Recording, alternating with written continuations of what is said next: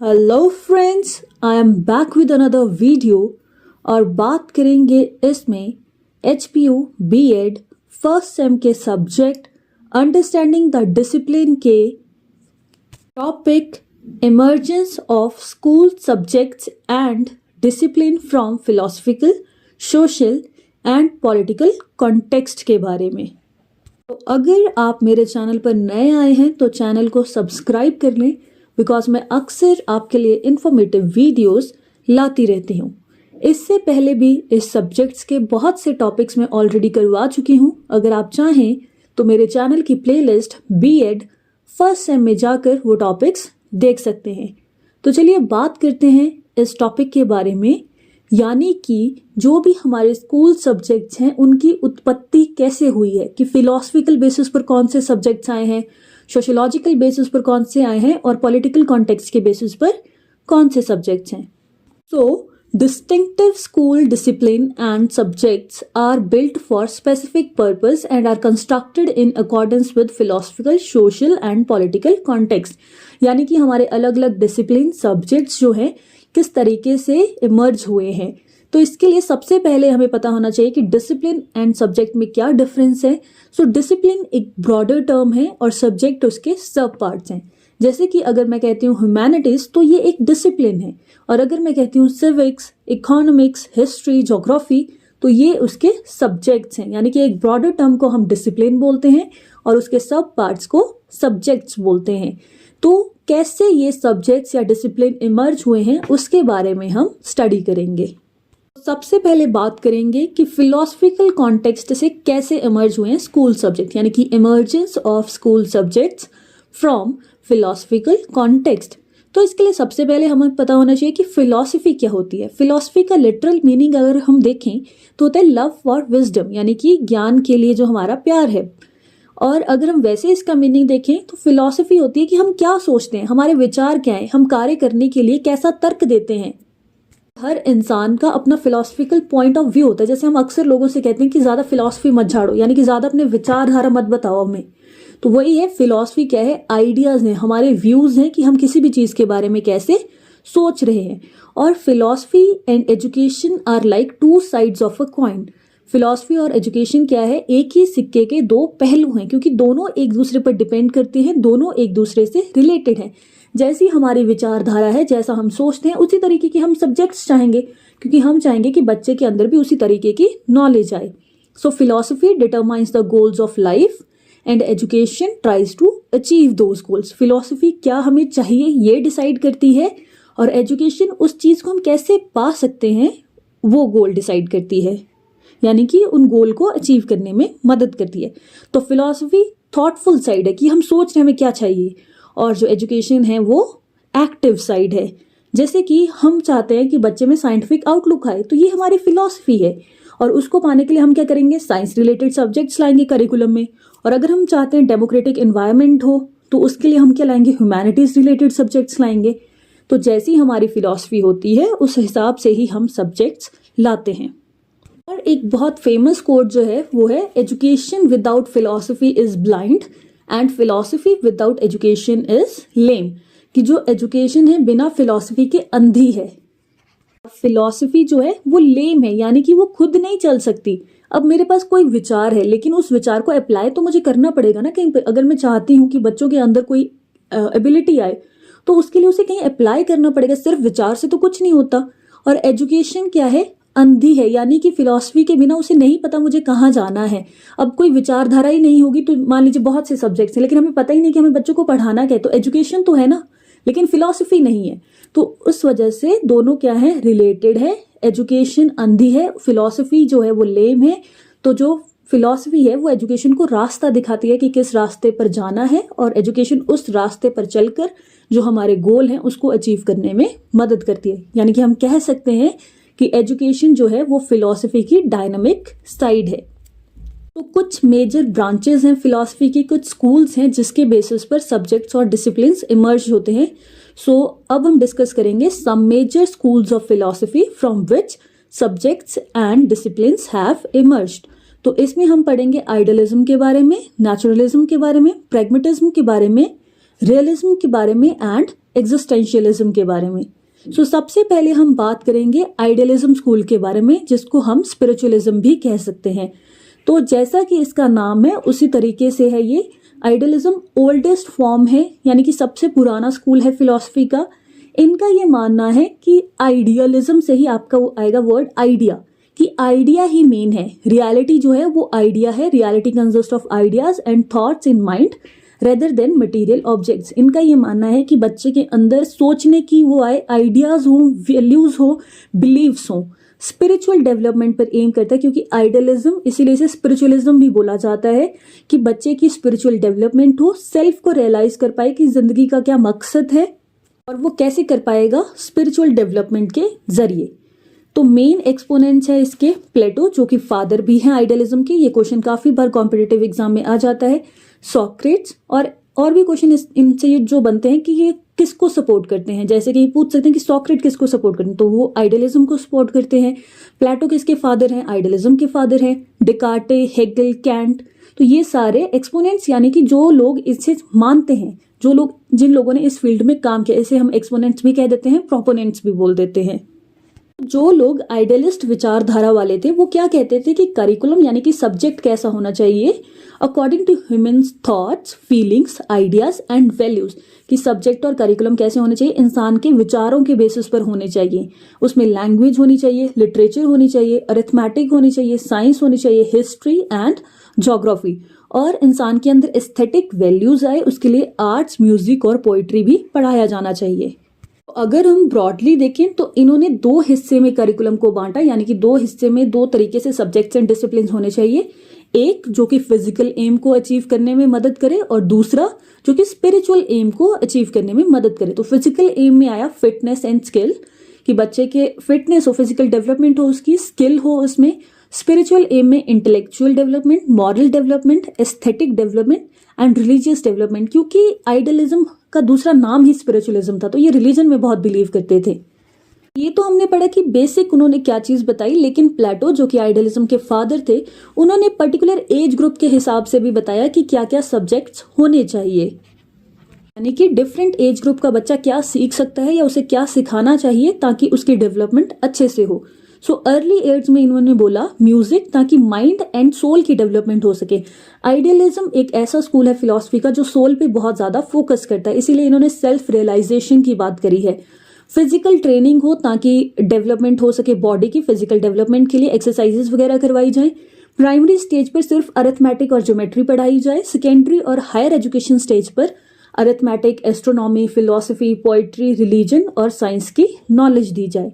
और एडमिनिस्ट्रेटर्स के लिए इन्होंने बोला कि उन्हें नॉलेज होनी चाहिए फिलॉसफी की, सोशियोलॉजी की, साइकोलॉजी की, लॉ की एंड एजुकेशन की, ताकि उस हिसाब से वो अच्छी पॉलिसीज बना सकें जो कि चीज़ों को अच्छे से एडमिनिस्टर करने में मदद कर सके, यानी कि जो एडमिनिस्ट्रेटर है वो चीज़ों को अच्छे से एडमिनिस्टर कर सके। नेक्स्ट स्कूल है फिलॉसफी का नेचुरलिज्म। नेचुरलिज्म यानी कि जो प्रकृतिवाद में मानते थे, वो कहते थे कि नेचर ही अल्टीमेट रियलिटी है, नेचर के सिवाय कुछ भी नहीं है। नेचर जो है वो सुप्रीम टीचर है, कि बच्चे को कुछ भी ऐसे सिखाओ मत जबरदस्ती, उसको नेचर में छोड़ दो। बच्चे में खुद में इतनी कैपेबिलिटीज है कि वो खुद सीख जाएगा। इन्होंने बोला senses are gateways of knowledge, कि सेंसेस के जरिए अगर उसको खुले में नेचर में रहने दो, वो खुद सेंस करके चीजें सीख जाएगा, खुद ही उसमें ज्ञान का निर्माण हो जाएगा। कुछ प्रिंसिपल्स पर इन्होंने फोकस किया, वो थे self expression, struggle for existence, यानी कि जैसे सर्वाइवल ऑफ फिटेस्ट, कि उसे पता चले कि कैसे मुझे खुद को सर्वाइव करना है, कैसे मुझे अपनी फ्यूचर की हैप्पीनेस चाहिए, कैसे मुझे प्रेजेंट में चीजों के साथ अडेप्ट करना है। ये सारी चीजें बच्चे में आए, उस हिसाब का करिकुलम होना चाहिए। Child centredness, future happiness, natural development, इनके मेन एक्सपोनेंट्स थे Rousseau, Herbert McDougall, Darwin, Rabindranath Tagore. Rousseau ने नेगेटिव एजुकेशन की बात करी थी। रूसो काफी फेमस नाम है इस फील्ड में, क्योंकि इन्होंने बोला कि कोई एजुकेशन नहीं दी जाए, बच्चे को ऐसे ही खुले में रहने दो, वो खुद सीखेगा। तो ये क्वेश्चन भी आ जाता है कि नेगेटिव एजुकेशन का कॉन्सेप्ट या नो एजुकेशन का कॉन्सेप्ट किसने दिया, तो वो रूसो ने दिया। नेक्स्ट हम बात करेंगे कि क्या क्या सब्जेक्ट्स बोले नेचुरलिज्म ने, क्योंकि मेन टॉपिक हमारा वही है कि कौन से सब्जेक्ट कहाँ से आए। तो नेचुरलिज्म ने बोला साइंसेज हो, यानी कि बच्चे को साइंस की नॉलेज, क्योंकि ये नेचर को ही मेन मान रहे हैं कि नेचर ही टीचर है, नेचर से ही सब कुछ सीखेगा। इन्होंने स्पिरिचुअल वर्ड को बिल्कुल नकार दिया। इन्होंने बोला कि जो अल्टीमेट रियलिटी है वो मटेरियल वर्ल्ड ही है जिसमें हम रह रहे हैं, जो चीज़ नहीं दिख रही है स्पिरिचुअल वर्ल्ड उसको हम नहीं मानेंगे। तो इन्होंने क्या सब्जेक्ट्स दिए, साइंस, फिजिक्स, केमिस्ट्री, बायोलॉजी जिसमें हो, mathematics and language, physical education, drawing, music, carpentry, agriculture. और किस मेथड के जरिए बच्चे को पढ़ाया जाना चाहिए, लर्निंग बाय डूइंग के जरिए, ह्यूरिस्टिक मेथड के जरिए, play way, learning through senses, observation, excursion, इस तरीके से ही सब्जेक्ट्स और डिसिप्लिन ओरिएंटेड होने चाहिए। Next is pragmatism school of philosophy, जिसे हम एक्सपेरिमेंटेशन भी बोलते हैं। वर्ड प्रैग्मा का मीनिंग ही होता है एक्शन और डूइंग, यानी कि बच्चा जो भी सीखे वो करके सीखे। मतलब मेन फोकस एक्टिविटी के जरिए था कि बच्चे को एक्टिविटी के जरिए चीजें सिखाई जाए। The function of education is to bring about certain changes in the behaviour of individual, कि एजुकेशन का मेन एम क्या है कि बच्चे के बिहेवियर में चेंज आए। These changes relate to the physical, intellectual and moral development of human being. सबसे इंपॉर्टेंट बात जो इन्होंने कही कि जो हम पढ़ा रहे हैं उसकी यूटिलिटी होनी चाहिए, यानी कि वो यूजफुल होना चाहिए। ऐसा नहीं है कि हमने बच्चे को आज कुछ पढ़ा दिया तो वो कल उसके काम में ही नहीं आ रहा है कहीं। तो सब्जेक्ट, डिसिप्लिन, करिकुलम ऐसा होना चाहिए जो बेसिकली कौन से प्रिंसिपल पर बेस हो, ऑन प्रिंसिपल ऑफ यूटिलिटी, यानी कि वो बच्चे के लिए यूजफुल हो आज भी और फ्यूचर में भी। It should be continuous reconstruction of experiences, कि बच्चा कैसे सीखेगा, एक्सपीरियंसेस के जरिए सीखेगा। तो मेन एक्सपोनेंट्स थे इसके चार्ल्स सेंडर पियर्स, जो कि फादर भी हैं प्रैग्मेटिज्म के, जॉन डेवी, जिन्होंने लर्निंग बाय डूइंग का कॉन्सेप्ट दिया। ये भी बहुत बार पूछा जाता है कि लर्निंग बाय डूइंग का कॉन्सेप्ट किसने दिया, तो जॉन डेवी ने दिया। विलियम जेम्स किलपैट्रिक, जिन्होंने प्रोजेक्ट मेथड दिया, ये भी एक कॉम्पिटेटिव एग्जाम का क्वेश्चन है। और सब्जेक्ट्स इन्होंने कौन कौन से दिए, यानी कि जो प्रैग्मेटिज्म में मानते थे कौन से सब्जेक्ट्स इन्होंने बताए इंपॉर्टेंट है, language, health and hygiene, physical science, geography, history, agriculture, home science. इन्होंने बोला कि गर्ल्स के लिए होम साइंस की नॉलेज बहुत ज़्यादा ज़रूरी है। और बेसिकली ये सारे सब्जेक्ट तो सबने दिए ही, लेकिन डीवी ने एक अलग से एज ग्रुप के हिसाब से भी सब्जेक्ट्स दिए कि 0 to 4 ईयर्स के बच्चे को रीडिंग, राइटिंग और अरिथमेटिक की नॉलेज होनी चाहिए, 4 to 8 ईयर्स वाले को experimental science and normative science की नॉलेज होनी चाहिए, और 8 to 12 ईयर्स के बच्चे के लिए ऐसे सब्जेक्ट्स हो जिससे उनके अंदर प्रॉब्लम सॉल्विंग एबिलिटी आए। नेक्स्ट स्कूल ऑफ फिलॉसफी है रियलिज्म। सो रियलिज्म ने क्या कहा कि हम वही चीज मानेंगे जो रियल है, जो दिख रही है। इन्होंने भी स्पिरिचुअल वर्ल्ड को बिल्कुल नकार दिया कि स्पिरिचुअल वर्ल्ड अनरियल है और मटेरियल वर्ल्ड ही रियल है। रियलिज्म काफी हद तक नेचुरलिज्म से मिलता है, और इसीलिए इन्होंने भी ये बात कही कि senses are gateways of knowledge. पहले ये बात नेचुरलिज्म ने कही थी कि सेंसेस गेटवेज ऑफ नॉलेज है, बच्चा सेंसेस के थ्रू ही सीखता है। फिर रियलिज्म ने इसी बात को आगे प्रोपोगेट किया कि हाँ यही बात है कि सेंसेस के जरिए ही बच्चा अच्छे से सीख सकता है, क्योंकि वही रियल है, उन्हीं के जरिए वो चीजों को महसूस कर पा रहा है। इन्होंने डेवलपमेंट ऑफ साइंटिफिक एटीट्यूड की बात करी कि बच्चे के अंदर साइंटिफिक एटीट्यूड हो, बुकिश नॉलेज को अपोज किया, और लैंग्वेज की नॉलेज इंपॉर्टेंट है क्योंकि उसी के बेसिस पर हम सोशल वर्ल्ड के साथ इंटरेक्ट कर सकते हैं। मेन एक्सपोनेंट्स हैं इसके एरिस्टोटल, जो कि फादर हैं रियलिज्म के, रसल हैं, जॉन लॉक हैं, जिन्होंने टेबुला रासा एक स्टेटमेंट दी थी, यानी कि बच्चा जो है, इन्होंने बोला ब्लैंक स्लेट है। जब बच्चा छोटा होता है तो उसे कुछ नहीं पता होता है, वो ब्लैंक स्लेट होता है। ये टेबुला रासा काफ़ी फेमस स्टेटमेंट है कि बच्चे को हम कुछ भी सिखा सकते हैं, जैसा उसे इन्वायरमेंट मिलेगा उस हिसाब से बच्चे के बिहेवियर को हम मोल्ड कर सकते हैं।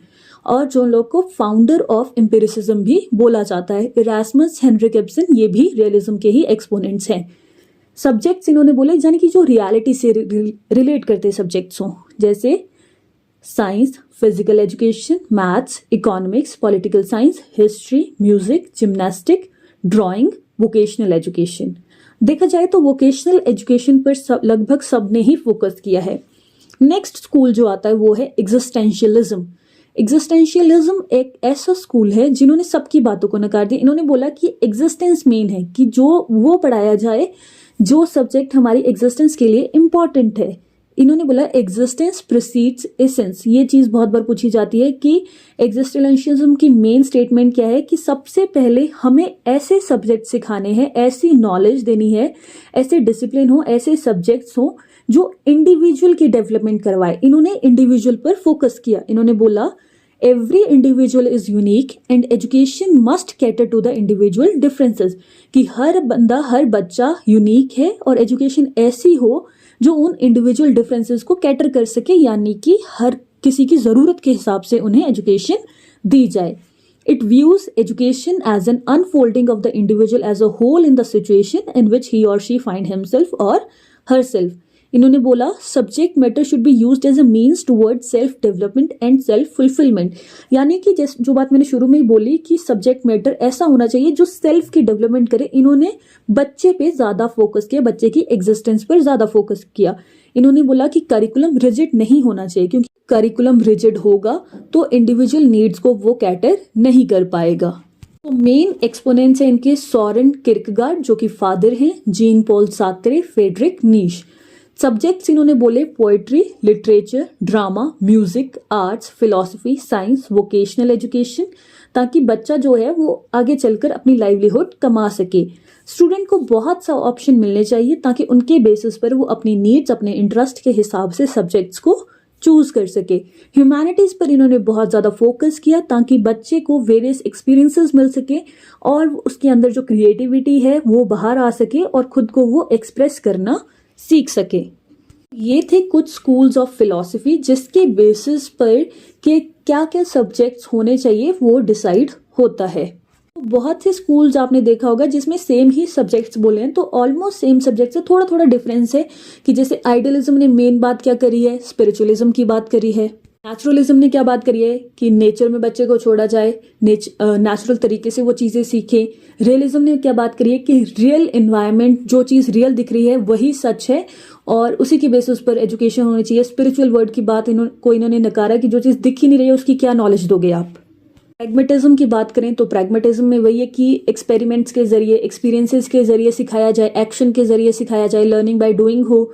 और एग्जिस्टेंशियलिज्म की बात करें तो इन्होंने एग्जिस्टेंस पर यानी कि इंडिविजुअल पर ज़्यादा फोकस किया है। तो थोड़ा थोड़ा डिफरेंसेस है इसमें और सब्जेक्ट्स ऑलमोस्ट सबने सेम ही लिए हैं।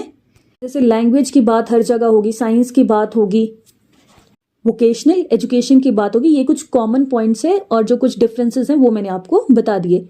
अब हम चलते हैं इसके नेक्स्ट पार्ट की तरफ, यानी कि emergence of school subjects from social context. यानी कि जो हमारी सोशल नीड्स हैं, जो हमारा एनवायरनमेंट है, जो हमारा ट्रेडिशन है, रिलीजन है, उसके बेसिस पर कैसे करिकुलम में अलग अलग सब्जेक्ट्स होते हैं। So it emphasises that through education individual needs, interest, capacities and tendencies should be moulded to achieve social welfare and social development. यानी कि एजुकेशन के ज़रिए हम इंडिविजुअल की नीड्स को कैटर कर सकते हैं, क्या इंटरेस्ट है उसके बेसिस पर एजुकेशन दे सकते हैं और हम ऐसे समाज का निर्माण कर सकते हैं, यानी कि ऐसे बच्चे का निर्माण कर सकते हैं जो समाज के निर्माण और भलाई के लिए काम आ सके, क्योंकि वही बच्चा समाज का निर्माण करेगा। तो अगर एक अच्छा बच्चा हम तैयार करते हैं सोशल कॉन्टेक्स्ट के बेसिस पर तो वो सोसाइटी के लिए बहुत अच्छा काम कर सकता है। तो सब्जेक्ट्स क्या होते हैं कि जैसी हमारी सोशल नीड्स है उसके बेसिस पर भी सब्जेक्ट्स होते हैं। Hence, only those subjects and activities should be included in the curriculum which are useful from point of view of society. तो ऐसे सब्जेक्ट्स और ऐसी एक्टिविटीज, ऐसे डिसिप्लिन्स के बारे में हम पढ़ाते हैं बच्चों को जो कि सोसाइटी के लिए यूजफुल होते हैं। तो ये भी मानते हैं कि curriculum should be flexible, progressive, value based, क्योंकि सोसाइटी की नीड्स बदलती जाती हैं। अगर हम वैदिक एरा की बात करें तो वहाँ पर स्पिरिचुअलिज्म ज़्यादा था, तो कैसे आइडियलिज्म के बेसिस पर पढ़ाई होती थी, बच्चे को वेदों की नॉलेज दी जाती थी, उपनिषद्स के बारे में पढ़ाया जाता था। अगर हम आज का एरा देखें तो ये टेक्नोलॉजी का एरा है, तो उस हिसाब से एजुकेशन दी जाती है। तो ये भी मानते हैं कि फ्लेक्सिबल होनी चाहिए, प्रोग्रेसिव होनी चाहिए, हार्मोनी को प्रमोट करे, वोकेशनल हो, साइंटिफिक हो और सोशलिस्टिक ट्रेंड्स यानी कि आज की क्या डिमांड है उसके बेसिस पर होनी चाहिए। तो कुछ सब्जेक्ट्स जो सोशोलॉजिकल बेसिस पर है, यानी कि सोशल कॉन्टेक्स्ट के बेसिस पर कौन कौन से सब्जेक्ट्स हैं, वो हैं archaeology, economics, sociology, biology, physical education, vocational education, science, history, psychology, geography and anthropology. क्योंकि इन सभी सब्जेक्ट्स में कहीं ना कहीं हमें सोशल वर्ल्ड के बारे में पता चलता है, हमारी सोसाइटी के बारे में क्या चीज़ें हैं, या इन सभी सब्जेक्ट का सोसाइटी में बहुत ज़्यादा इंपॉर्टेंस है। तो सोशल कॉन्टेक्स्ट के बेसिस पर ये सारे सब्जेक्ट्स इमर्ज हुए हैं। अगर आप अपने आंसर को लेंथ देना चाहते हो तो आप इनके बारे में थोड़ा थोड़ा लिख भी सकते हो। जैसे कि एंथ्रोपोलॉजी क्या है, स्टडी, साइंटिफिक स्टडी है ह्यूमन्स एंड ह्यूमन बिहेवियर की। इकोनॉमिक्स क्या है, ब्रांच ऑफ नॉलेज है which concern with production, consumption and transfer of wealth. Geography क्या है, study relationships between people and their environment. Sociology क्या है, study of development, structure and functioning of human society. Psychology क्या है, study of human mind and behaviour. Linguistics क्या है, scientific study of language and its structure, यानी कि कुछ चीज़ों को एक्सप्लेन कर सकते हैं कि कैसे हम इन्हें सोशल कॉन्टेक्स्ट में ले रहे हैं, क्योंकि कहीं ना कहीं सोसाइटी में इनका यूज़ है या ये सब्जेक्ट सोसाइटी से ही इमर्ज हुए हैं। नेक्स्ट हम डिस्कस करेंगे emergence of school subjects from political context, यानी कि ऐसे कौन से सब्जेक्ट्स की उत्पत्ति हुई है, मतलब पॉलिटिकल कॉन्टेक्स्ट, पॉलिटिकल बेसिस पर कौन कौन से सब्जेक्ट्स की उत्पत्ति हुई है। So contemporary issues effect contemporary events and circumstances, यानी कि जैसी हमारी पॉलिटिकल एनवायरनमेंट की नीड होगी उसी हिसाब से हम सब्जेक्ट चूज करेंगे, जैसी चीज़ें हमें चाहिए या जैसा हमारा इन्वायरमेंट ऑलरेडी है उस हिसाब से ही हम सब्जेक्ट्स इंट्रोड्यूस करते हैं। Develop interest in events of national and international levels, जो हम पॉलिटिकल बेसिस पर जो सब्जेक्ट्स लाते हैं उससे क्या है कि नेशनल एंड इंटरनेशनल लेवल में बच्चों का इंटरेस्ट बढ़ता है, डेमोक्रेटिक आउटलुक आता है बच्चों में, political awareness can develop the quality of effective leadership. Political awareness से हम बच्चे को एक अच्छा लीडर बना सकते हैं, क्योंकि उसे पता होगा कि चीज़ें किस दिशा में लेके जानी है जिससे लोग उस बात को मानेंगे।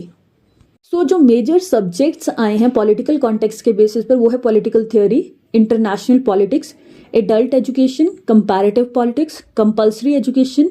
जो भी आर्टिकल्स स्कीम्स आते हैं एजुकेशन के वो भी पॉलिटिकल कॉन्टेक्स्ट में ही आते हैं, क्योंकि हमारे देश की जैसी पॉलिटिक्स होती है उसी के बेसिस पर, जैसे आर्टिकल 21A, आर्टिकल 45 या कोई भी स्कीम्स आती हैं, mid day meal scheme, operation black board या SSA, रमसा, रूसा, ये सारे पॉलिटिकल कॉन्टेक्स्ट के बेसिस पर ही आते हैं। विमेन एजुकेशन की बात होती है। अब कुछ टॉपिक्स इसमें ऐसे होते हैं जिसे हम सोशल कॉन्टेक्स्ट में भी ले सकते हैं और पॉलिटिकल कॉन्टेक्स्ट में भी। विमेन एजुकेशन के लिए बहुत से आर्टिकल्स, बहुत सी स्कीम्स आई, तो वो पॉलिटिकल बेसिस के से ही आई हैं। डोमेस्टिक पॉलिटिक्स, स्पेशल एजुकेशन, तो ये सारे कुछ सब्जेक्ट्स हैं जो कि पॉलिटिकल कॉन्टेक्स्ट यानी कि पॉलिटिकल बेसिस पर इमर्ज हुए हैं। तो हम ये कह सकते हैं कि जितने भी हमारे सब्जेक्ट्स हैं, डिसिप्लिन्स हैं, वो कहीं ना कहीं फिलोसफिकल, सोशल और हमारे पॉलिटिकल एनवायरनमेंट से बहुत ज़्यादा अफेक्टेड है। उन्हीं के बेसिस पर इमर्ज हुए हैं कि हमारी क्या नीड्स हैं, हमारे फिलोसफिकल क्या नीड्स हैं, हमारी फिलोसफी क्या है, हमारा सोशोलॉजिकल नीड्स क्या है, हमारा पॉलिटिकल एनवायरनमेंट कैसा है। उसी के बेसिस पर हम क्या एटीट्यूड, क्या वैल्यूज़ बच्चे के अंदर डेवलप करना चाहते हैं, वैसे ही हम सब्जेक्ट्स जो हैं वो इंट्रोड्यूस करते हैं। सो अगर हम इस टॉपिक को कंक्लूड करें तो कोठारी कमीशन ने भी एक बात कही थी, that the destiny of our country is shaped in our classrooms. ये चीज़ भी कॉम्पिटिटिव एग्जाम में पूछी जाती है कि ये स्टेटमेंट किसने दी है, तो कोठारी कमीशन ने कहा था कि जो हमारे देश का भविष्य है, हमारे देश के भविष्य का निर्माण हमारा जो क्लासरूम होता है उसकी चार दीवारी में होता है, यानी कि जो बच्चे हैं आज वही कल देश का भविष्य है। तो हमें उन्हें इस तरीके से तैयार करना है कि देश का जो भविष्य हो वो उज्जवल हो। So the knowledge, skill and attitude acquired by students form the basis for nation building, यानी कि नेशनल डेवलपमेंट के लिए ज़रूरी है बच्चे के अंदर अच्छी स्किल्स हो। इम्पॉर्टेंट है कि बच्चे को राइट नॉलेज मिले ताकि उसका डेवलपमेंट अच्छे से हो सके, और अगर उसका बच्चे का डेवलपमेंट अच्छे से होगा तो ऑब्वियस सी बात है नेशन का डेवलपमेंट भी अच्छे से होगा।